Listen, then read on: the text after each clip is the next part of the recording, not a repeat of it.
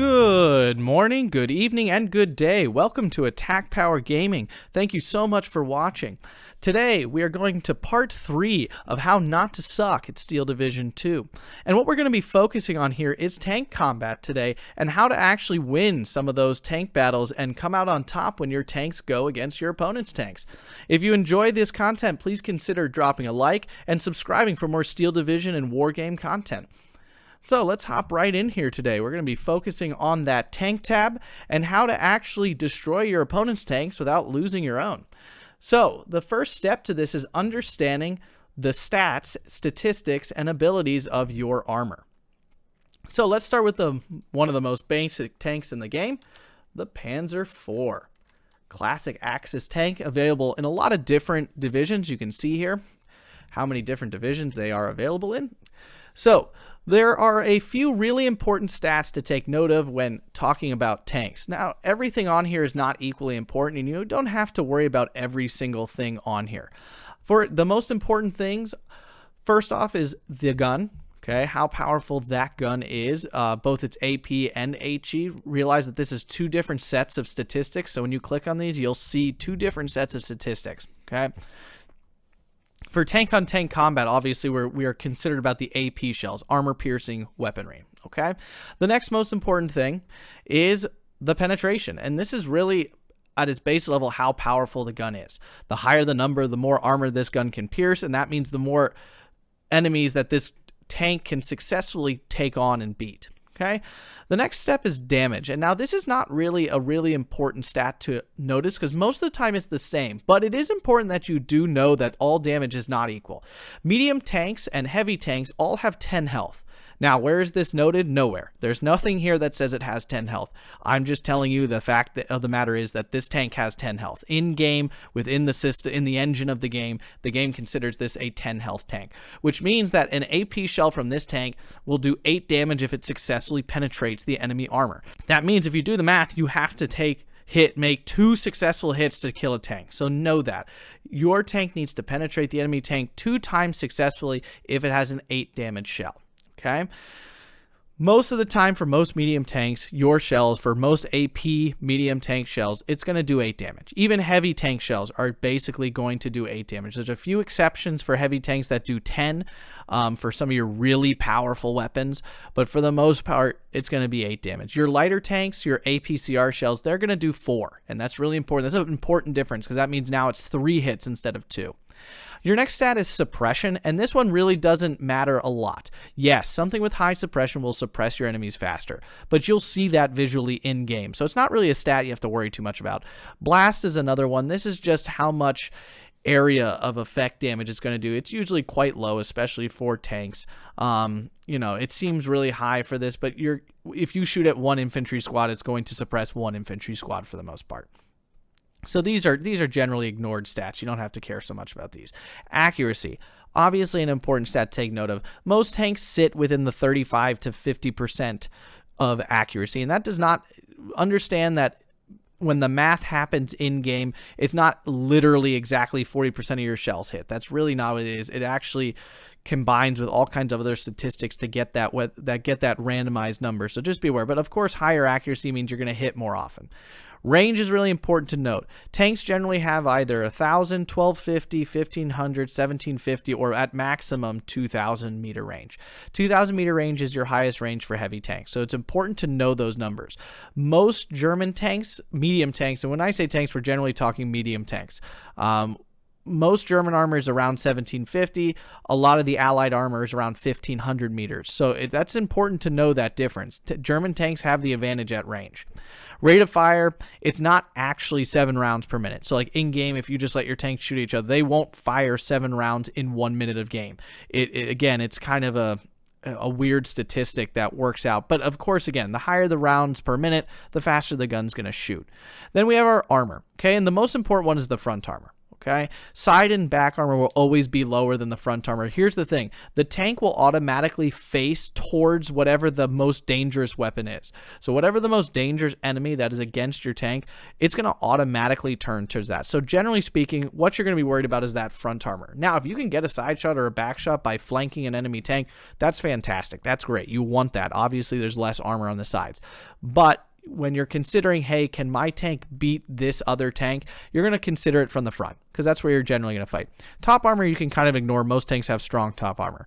That's just how much they can resist a plane. And truthfully, if an anti-tank plane is attacking your tank, the amount of armor is almost irrelevant. It's going to kill it or it's not going to kill it. It kind of comes down to that. So those are the statistics that we need to be aware of. Okay, and if I'm going to narrow it down to really the most important, it's penetration, range, and armor. If we're really thinking about just base, can my tank kill this enemy other tank? All you're worried about is penetration, range, and armor. Those are the things to be concerned about. Rate of fire, accuracy, these are useful to know, but that doesn't actually determine whether your tank can kill someone else's tank. Knowing what this can kill and what can kill it is really, really important. So if we hop over here to the allies, we're going to leave our Panzer IV up here, and we're going to bring up a good old T-34, which is a common matchup you'll have, especially if you're fighting a Russian division versus an Axis division.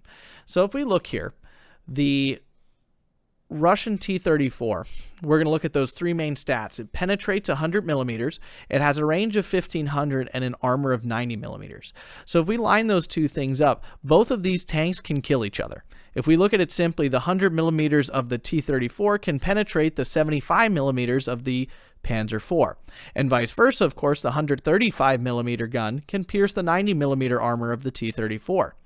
The difference that really shows up here is that the Panzer IV has 250 meters more range than the T-34, which means that conceptually, if you're setting up your tanks correctly, you can start firing at the T-34 before it ever gets into range of your Panzer IV. So the question then becomes, well, then why isn't the Panzer IV always better than the T-34? Well, that's because at closer range, the T-34's speed and its ability to get into position more quickly and its thicker armor is actually going to help it more to kill your Panzer IV than the Panzer IV's higher penetration value. At those ranges, all the tanks are going to penetrate each other. So when you get actually close, so that's 500 meters or closer, most tanks, as long as they have the penetration ability, will generally always penetrate every shot. So it comes down to who can position themselves correctly, who can move quickly, duck in and out of cover, and do those two hits that they need to kill those tanks. So if you're a German player, you're going to want to be trying to keep your tanks a little further back so that you get that advantage of that range. One other really important thing to note, this 135 millimeters, this number that they put in penetration, is talking about point blank. So when the tank is right up next, you can see your penetration value is at close range. The further it is away, the lower this number will be. So if this T-34 is shooting at my Panzer IV at its maximum 1500 meter range, its penetration is actually only something like 85 or 80 millimeters instead of the 100 maximum that it puts there. So that's really important to remember, that at longer ranges, your tanks aren't actually penetrating at the high value that they may put there. So you have to keep that in mind.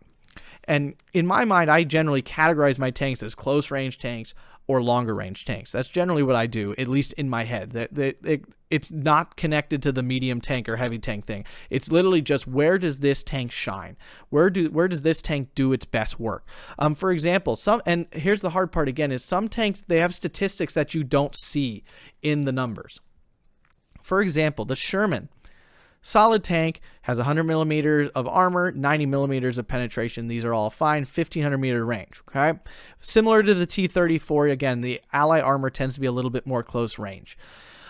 The secret stat on the Sherman is that they have what's called stabilizers, which means they're actually more accurate while on the move. They don't really lose much accuracy while moving. Most tanks lose accuracy if they shoot while moving.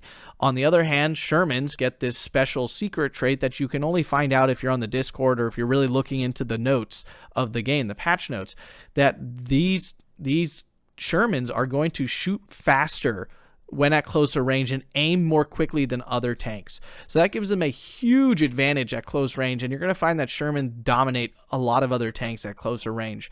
And statistically, it doesn't look like they should, but it's those secret stats we don't see that really make the difference there. Now, finally, I want to talk about heavy tanks. And when we talk about heavy tanks, we're truthfully usually talking about the Germans. Yes, the Allies have some heavy tanks. We talk about specifically the IS-2, okay? The ISU in the support tab. You know, yeah, this tank is great. It's cool. We're going to hop over here to the Axis and check out, of course, the all-famous Tiger here. Now, let me say something. You shouldn't be using a Königstiger. You really shouldn't. Why? Because that's 300 points. That's ridiculous. And here's the thing. This still takes 2 hits to kill an enemy tank. Okay, this still takes 2 hits to actually kill an enemy tank. It has a very slow rate of fire. It can pierce everything, but so can the normal Tiger. The truth of the matter is, so can the normal Tiger pierce everything. So this is really not a good unit. It's not a good value per point that you're spending. So let's check out the actual Tiger. This is a solid tank. Okay, this is a solid heavy tank. It's expensive. You're not going to be calling in a lot.